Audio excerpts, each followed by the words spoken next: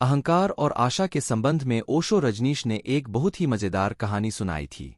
अहंकार है कि टूटता नहीं और आशा है कि छूटती ही नहीं। दरअसल यह कहानी लालच पर आधारित मानी जा सकती है। ओशो कहते हैं कि एक आदमी के संबंध में मैं पढ़ रहा था। उसे $10,000 वसीयत में मिल गए। उसने सोचा कि एक बार जुआ खेलकर जितने बढ़ सकें ये डॉलर उतना बढ़ा लेना उचित है, ताकि जिंदगी भर के लिए फिर झंझट ही काम करने की मिट जाए।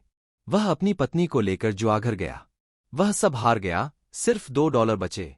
वह भी इसलिए बचा लिए थे कि होटल में लौटकर जाने के लिए रास्ते में टैक्सी का किराया भी तो चुकाना पड़ेगा।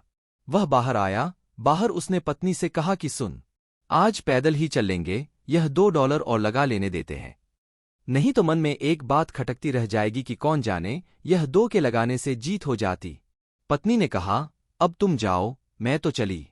पत्नी घर चली गई और वह आदमी भीतर गया। उसने $2 दांव पर लगाए और जीत गया और फिर लगाता चला गया। $1,000 तो दूर, अब उसके पास $1,00,000 थे आधी रात होते होते। फिर उसने सोचा, अब आखिरी दाव लगा लूं। उसने वह $1,00,000 एक साथ दाव पर लगा दिए। अगर जीत जाता तो 20 लाख हो जाते, मगर वह हार गया।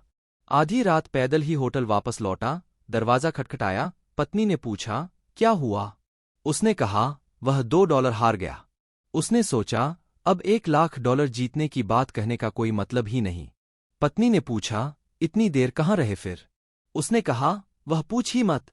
अब वह छेड़ ही मत। इतना तू जान लिए $2 जो थे वह भी हार गया हूं। यह जगत भी जुए के खेल जैसा है।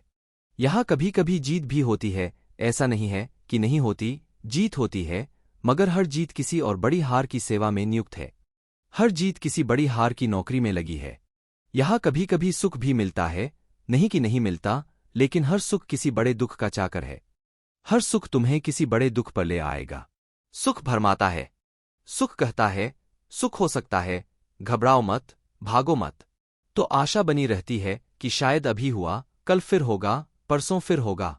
तो एक तो आशा चलाती, एक अहंकार चलाता।